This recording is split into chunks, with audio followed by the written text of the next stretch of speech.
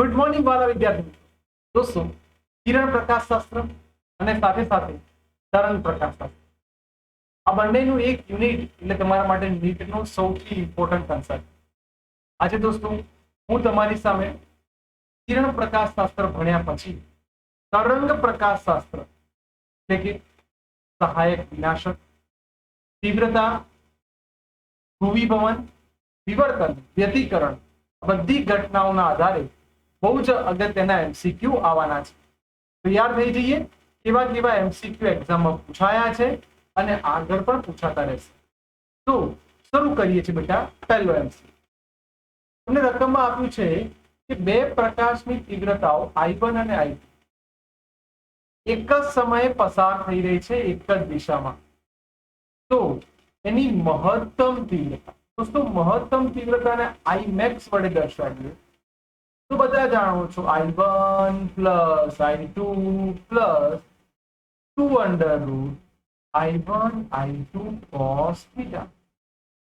ભણી ગયેલા સંપાતપણાના નિયમની રજૂઆત. અહીં તમારે એ જોવાનું છે કે બેટા થીટા શું રોલ બનશે. જ્યારે મહત્તમ શબ્દ આપો છો એટલે થીટા બરાબર 0, દોસ્તો cos 0 એટલે 1, તો I1 plus I2 plus 2 under route I1 I2 થઈ જશે. આ તમારું પહેલું સમીકરણ જ્યારે મહત્તમ તીવ્રતાની આપણે વાત કરીએ ત્યારે. ત્યારબાદ હું જ્યારે નંબર 2 લઘુત્તમ તીવ્રતાની વાત કરું, મારા દોસ્તો લઘુત્તમ તીવ્રતા એનો મતલબ કે થીટા બરાબર 180 અથવા 90. ચલો મેં તમને થોડા કન્ફ્યુઝ કર્યા કે 180 લેવાનું કે 90 લેવાનું. આઈડિયા ખરો? હા, લઘુત્તમ બોલો છો તમારે 90 ડિગ્રી લેવું પડશે. ના, તમારે લેવું પડશે 180. કેમ? સમજો, cos 90 એ 0 અને cos 180 એટલે -1. તો મોટા ભાગના છોકરાઓ કન્ફ્યુઝ થાય છે, એટલા માટે તમારે સમજ પડી જવી જોઈએ કે શું લેવા માટે. I1 plus I2 plus 2 under route I1 I2 પણ માઇનસ આવશે એટલે અહીંયા હું માઇનસ પહેલેથી કરી દઉં. બોલો, મારી પાસે બે સમીકરણ તૈયાર થઈ ગયા. બસ થઈ ગયું કામ. તમારે બંનેનો સરવાળો કરવો છે તો Imax પ્લસ Imin. તો Imax નું સમીકરણ આયરું દોસ્તો લખાશે શું? I1 plus I2 plus 2 under route I1 I2. Imin એટલે I1 plus I2 minus 2 under route I1 I2. બોલો, આ બંને કટ થઈ ગયા. That means 2 times I1 plus I2. તો જોઈ શકો છો D is my right answer. તો આપણને બહુ જ અગત્યનો પહેલો MCQ પણ ક્લિયર થઈ ગયો. નેક્સ્ટ, એક અવલોકનકાર દ્રષ્ટિ રેખા પર આટલા મીટર દૂર, એટલે આપણને ડિસ્ટન્સ આપેલું કહેવાય, બે ટપકાઓ જોઈ રહ્યો છે, એમની તરંગ લંબાઈ that means લેમ્બડા આપી છે અને નેત્રકાચ એટલે સ્મોલ ડી 2 મિલીમીટર એટલે 10⁻³ મીટર. તો કયા સ્થાને અલગ અલગ ઓળખી શકાય? એક્સ અથવા વાય તમે કોઈ પણ સિમ્બોલ આપી શકો છો. તમારી પાસે સૂત્ર તૈયાર છે કે જ્યારે બે વસ્તુને સેપરેટ છૂટી કરવી હોય તો lambda D upon D. Lambda 5000 angstrom એટલે 10⁻10, કેપિટલ ડી 50 અને સ્મોલ ડી એટલે 2 મિલીમીટર, તો 2 ગુણ્યા 10⁻³. દોસ્તો બહુ જ શાંતિથી હું જે કોઈ સમજવું, આ 50 ને ઉડાડશો એટલે આ 25 થશે. આ 25 પંચા 125. શાંતિથી ઘાતનું સેટ કરો. 10 માંથી 3 ગયા એટલે 7, 7 માંથી 4 જાય, 3 જાય એટલે -4, એટલે 1.25 ગુણ્યા 10⁻² મીટર. તો 10⁻² દોસ્તો એટલે સેન્ટીમીટર થાય. તમારો જવાબ આવી ગયો 1.25 સેન્ટીમીટર. તો જોઈ શકાય છે કયો આન્સર આવશે. તો she is my right answer. તો જ્યારે બે વસ્તુને સ્પષ્ટ નિહાળવી હોય, બંને વચ્ચેનું અંતર, એટલે આપણી જૂની સ્ટોરી થઈ. આ પ્રમાણે તમે બે ટપકા વિચારી લો. અહીંયા બંને ભેગા થશે. તમે આની ઉપરથી બે ઉદ્ગમ માટે માપી લો. નેક્સ્ટ તમને એવું કહે છે કે 100 મીટર દૂર, એટલે કે ડિસ્ટન્સ આપેલું છે. તેજસ્વિતા એટલે તીવ્રતા. તો તીવ્રતાનું સૂત્ર યાદ કરો, આઈએફઆર એ 4πr². હવે તેની તીવ્રતા 16 ગણી કરીએ છીએ. જો તો બેટા આની ઉપરથી શોર્ટ ટ્રીક બને, આઈ ચલે છે 1/r². ચલો બેટા બહુ જ સરસ મજાની બે શોર્ટ ટ્રીક બનાવી છે. હવે આનો ભાગાકાર કરી લો. તો ભાગાકાર કરશો એટલે i1/i2 સ્ક્વેર ઇઝ ઇક્વલ, ઊંધું લખાશે તો ઉપર r2 આવશે, નીચે r1 આવશે. ચલો i1 i2 ગુણાઈ r2 આપણે શોધવાના છે અને r1 આપણા 1000. ચલો સ્ક્વેર સામે જાય એટલે અંડરરૂટ i કટ, 16 નું વર્ગમૂળ કાઢશો એટલે 4. આ 1000 દોસ્તો ઉપર ગયા તો મારું નવું અંતર r2 બરાબર બોલો 250 આવી જશે. હા કે ના? કારણ કે 25 400 અને 0 એઝ ઇટ ઇઝ આવી ગયો. E is my right answer. બસ તીવ્રતાનો કન્સેપ્ટ એના ઉપરથી એમસીક્યુ. નેક્સ્ટ, બે સ્લિટના પ્રયોગમાં તીવ્રતાનું ફોર્મ્યુલા કંઈક આવું આપ્યું. તો તમારે કોણીય સ્થાન એટલે થીટામાં જવાનું. તો શું તીવ્રતાનું સૂત્ર I બરાબર I0 cos સ્ક્વેર કે R2 minus R1 upon 2. હવે આ કન્સેપ્ટને બહુ શાંતિથી સમજો. I ની જગ્યાએ તમને સિમ્બોલ આપ્યો I0/4. I0 as it is cos square. બેટા k એટલે 2π/λ. આ 2 as it is. અને યાદ કરો R2 minus R1 એ d sin થીટા. તો એ લખી દઈએ d sin થીટા. હવે શાંતિથી જો 2 કટ થઈ ગયા, આ I0 કટ. બેટા આને 1/4 સ્ક્વેર સામે લઈ જાઓ એટલે અંડરરૂટ cos. જે કઈ રહે છે એને શાંતિથી લખો. તો પાઈ d sin theta upon lambda. હવે આનું વર્ગમૂળ કાઢશો એટલે 1/2. ચલો cos ની વેલ્યુ 1/2 ક્યારે થાય? સર cos 30 એ π/6 કહેવાય. ના પડી સર ખબર. ફરી બેટા cos 30 કે cos 60. યાદ કરો cos 60 એટલે 1/2 કે sin 30 યાદ આવ્યું? 1/2 1/√2 એનો મતલબ કે આ cos 60 ની વેલ્યુ 1/2 થાય. sin 30 એટલે cos 60. cos 60 એટલે π/3 લખાશે બેટા. તો π/3 is equal to pi d sin theta upon lambda. Pi cut થઈ ગયા, સામે લઈ જાઓ તો લેમ્ડા સામે અહીંથી કરતા બનાવી દઈએ તો d sin theta is equal to λ/3. અરે d ને નીચે લાવી દો તો sin theta is equal to λ/3d. આવી ગયો જવાબ. થીટા બરાબર sin ઇનવર્સ λ/3d. દોસ્તો તમે જોઈ જુઓ કે આવો કોઈ ઓપ્શન અવેલેબલ છે? Yes sir. So she is my right answer. તો બહુ જ અગત્યનો આ એમસીક્યુ પણ આવડી જાય. ખાસ જુઓ, પાક્કો કરો. નેક્સ્ટ, કાચના સ્લેબ પર આપાત હતું આટલા કોણે વિચલન થાય. મારા વાલા વિદ્યાર્થી મિત્રો, વિચલન એટલે ડેલ. વિચલન તમે સમજવા જાઓ તો સાદા અર્થમાં કોની મારે બાદબાકી સમજવી પડે. અને આ ધ્રુવીભવન અને વક્રીભવનને સમજીએ તો તમારા મગજમાં કેટલાક શબ્દો ક્લિયર થવા જોઈએ. જેમ કે તમને યાદ હોવું જોઈએ બેટા કે વિચલન કોણ ડેલ બરાબર થીટા પી માઇનસ આર, જે તમને 22 ડિગ્રી આપેલું છે, થીટા પી માઇનસ આર લખા. બીજું તમે જાણો જ છો ધ્રુવીભવન કોણનો કન્સેપ્ટ કે theta P plus R equal to 90. હવે તમે જાતે વિચારો વક્રીભૂત કોણ એટલે આર શોધવાનો છે. શું કરી શકાય? હું એવું કહું કે આના ઉપર તમે થીટા પી ના કરતા બનાવો, 12 પ્લસ 22 લખાય. અહીંયા કિંમત મૂકી દો કે આર પ્લસ 22 પ્લસ આર બરાબર 90. તો 2r બરાબર 90 માઇનસ 22 8 અને 6.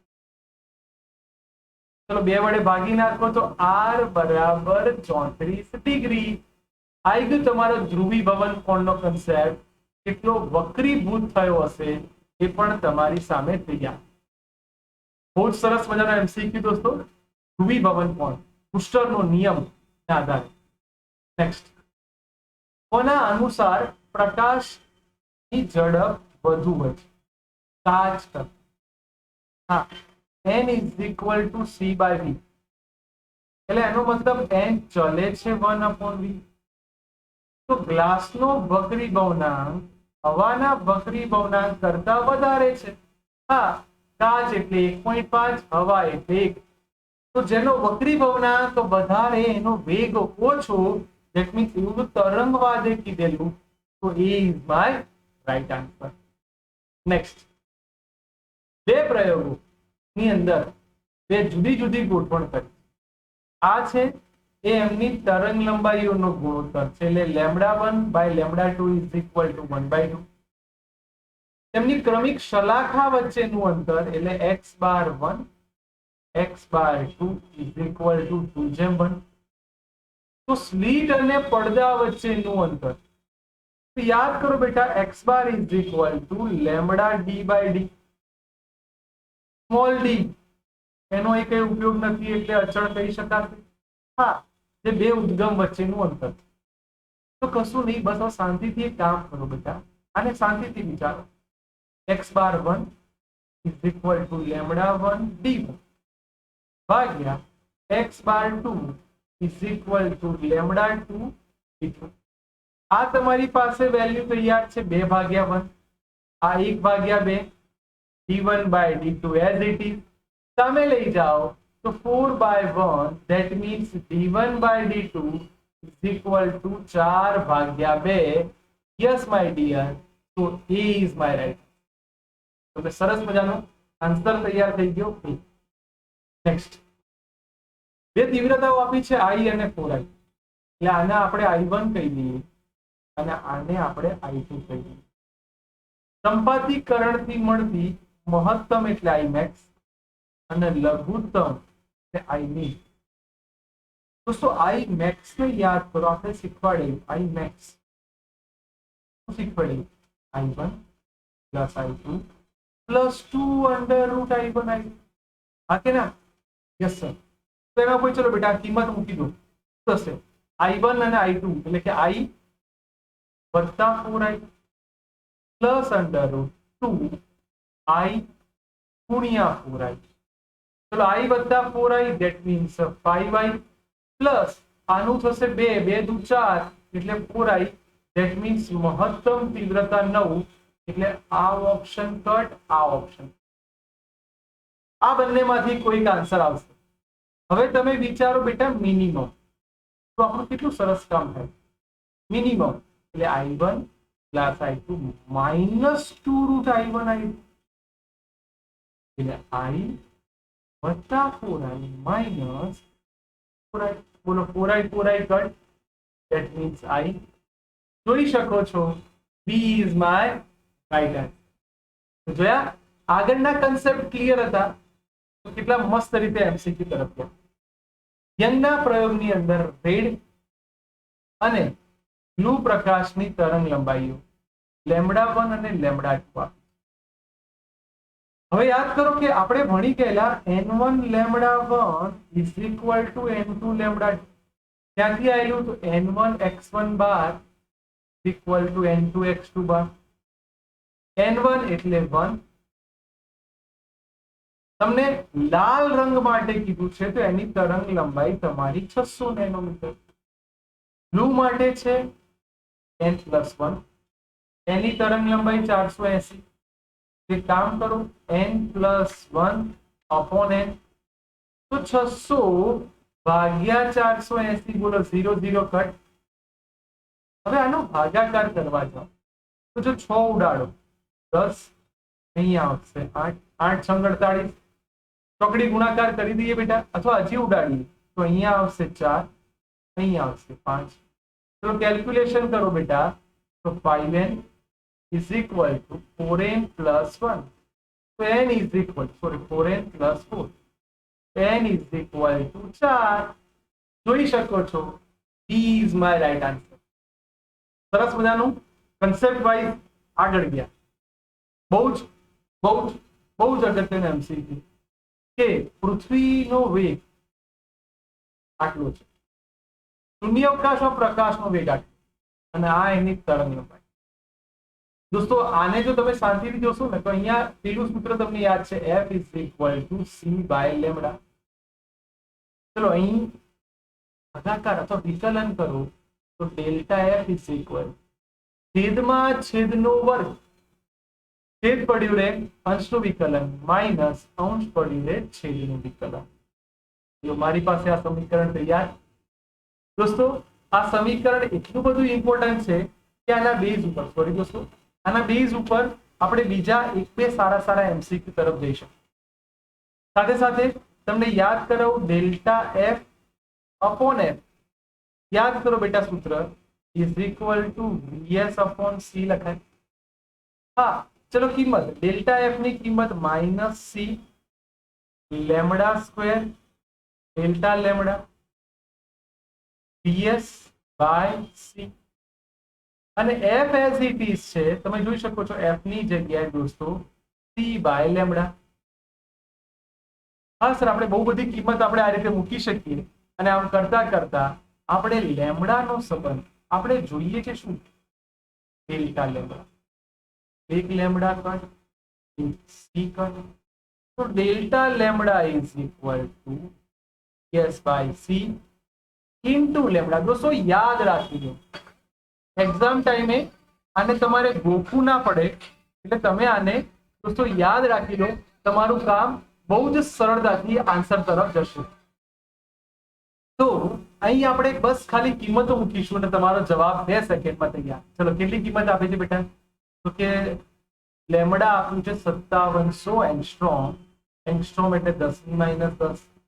વી એ તમને આપ્યો છે 100 કિલોમીટર એટલે 10⁻3, અને સી એટલે 3 × 10⁸.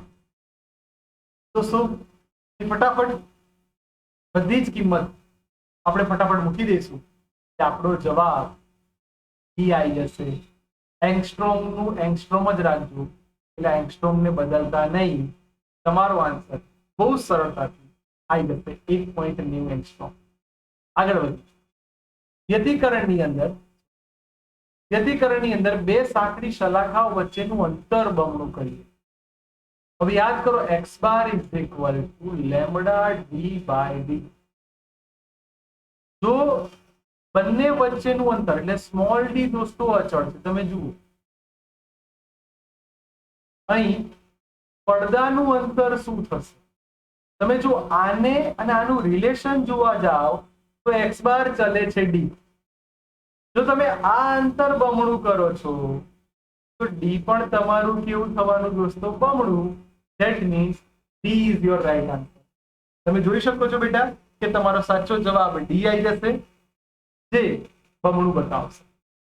નેક્સ્ટ, હાઇગેન્સના તરંગ અગ્રના નિર્માણ થતી કઈ ઘટના સમજાવી શકાતી નથી? તો બધી જ ઘટના સમજાવી શકાય જ્યારે વર્ણપટ એટલે કે પ્રકાશનું વિભાજન એ હાઇગેન્સનો નિયમ સમજાવી શકતો ઇઝ રાઈટ આન્સર. નેક્સ્ટ, પ્રકાશનું સુરેખ માર્ગ પર પ્રસરતું હોય દોસ્તો, અહીં એના વિવર્તનની વાત. તો થીટા ચલે છે લેમ્ડા બાય ડી. ડી જ્યારે સુરેખ માર્ગે જતો હોય ત્યારે દોસ્તો એ વાંકું ન વળે એટલે વિવર્તન કેવું થાય? ઓછું થાય. વિવર્તન ઓછું થાય તેની તરંગ લંબાઈ પણ ઘણી કેવી થઈ જાય? ઓછી. Please note down. તો જ્યારે સુરેખ માર્ગે જાય ત્યારે વિવર્તન ના થાય, પરિણામે તરંગ લંબાઈ ઘટી. નેક્સ્ટ, બે સ્લિટના ભાગમાં મધ્યસ્થ સલાખાની તીવ્રતા I છે. મધ્યસ્થ સલાખા એટલે તમને યાદ આવી ગયું હોવું જોઈએ, પ્રકાશ સીધો આવે છે cos 0 1. તેની એક સ્લિટ બંધ કરી દીધું. બરોબર, પહેલા કેસની વાત કરીએ તો I બરાબર I1 plus I2 plus 2 under route I1 I2 cos 0. cos 0 એટલે દોસ્તો 1 થઈ જશે. અહીં બે સ્લિટ થી મળતા વિવર્તન ભાગમાં મધ્યસ્થ અને સલાખાની તીવ્રતા I છે. જ્યારે બીજી તીવ્રતા જો બંધ કરી દો છો એટલે બીજાને કોઈ જાતનો પ્રકાશ આવશે નહીં, તો I બરાબર I2 ની જગ્યાએ આપણે 0 લઈ લેવું પડે. દોસ્તો આ તમારે બહુ શાંતિથી સમજવા જેવો કન્સેપ્ટ. જ્યારે બંધ કરી દો છો ત્યારે તમારી તીવ્રતા કંઈક આ રીતે થઈ જાય. તો હવે તમે જોવા જાઓ બેટા કે આપણે આની અંદર શું કર્યું. ધારી લો કે I1 બરાબર I2, બંનેને I1 જ કહીએ. ચલો I1 અહીંયા 2 I1 no square I1, that means 4I1. આ પ્રારંભિક વાત. હવે જ્યારે તમે બંધ કરી દો છો તો તમારી પાસે I1 ગુણ્યા 0 એટલે આ પદ ઉડી જશે. I ડેશ બીજા નંબરનું ઇઝ ઇક્વલ ટુ I1. હવે તમે ખાલી બંનેનો ભાગાકાર કરી દો તો જોઈ શકાય છે આ ચોથા ભાગની થઈ ગઈ કહેવાય, એટલે એની તીવ્રતા ઘટી ગઈ. હા કે ના? તમે સિમ્પલ I3 ડેશ ભાગ્યા I3 કરો એટલે I1 ભાગ્યા 4I1 1/4, એટલે તમારી તીવ્રતા કેટલા ભાગની થઈ ગઈ? ચોથા ભાગ. નેક્સ્ટ, બે સ્લિટના પ્રયોગમાં આ એનો વક્રી ભગ્નાંક, T એની જાડાઈ છે, લેમ્બડા તરંગ લંબાઈ. તો પહેલું, જ્યારે તમે નોર્મલી વાત કરો છો ત્યારે તમે n લેમ્બડા લખી શકો, અને પર્ટિક્યુલર જ્યારે કોઈ માધ્યમમાં જાઓ છો તો માધ્યમની જાડાઈ T અને એના વક્રી ભગ્નાંક, ખરેખર વક્રી ભગ્નાંક જોવા જઈએ તો μ1 માઇનસ μ2 એટલે હવા, અને μ1 એ તમને કાચ, પાણી જે પદાર્થ આપ્યું એની વાત. હવા થશે એટલે એક લખી નાખ્યું, ધેટ મીન્સ મારી પાસે બંને સમીકરણ આવી ગયા. બસ દોસ્તો, હવે બંનેને કમ્પેર કરો. n lambda u minus 1. મોટાભાગના વિદ્યાર્થી ભૂલ કરે છે. આ n એટલે ક્રમ, પહેલો ક્રમ, બીજો ક્રમ, ત્રીજો ક્રમ, એની વાત છે. ચલો બેટા ફટાફટ જાડાઈ તરફ જવું છે તો t ને કરતા બનાવી દઉં. પ્રથમ ક્રમ છે એટલે આપણે n બરાબર 1 લઈ લઈશું. તો t બરાબર lambda μ minus 1. Lambda as it is μ 1.5 minus 1, તો લેમ્બડા ભાગ્યા 0.5, ધેટ મીન્સ મારો આન્સર આવશે 2 લેમ્બડા. મારા વાલા વિદ્યાર્થી મિત્રો, 2 lambda, that means D is my right answer. દોસ્તો આપણે તમારા સાથ સહકારથી આ રીતે ઘણા બધા MCQ સોલ્વ કરતા રહીશું અને પાક્કા કરીશું. જોતા રહો, મોઢે કરો, બહુ જ અગત્યના MCQ.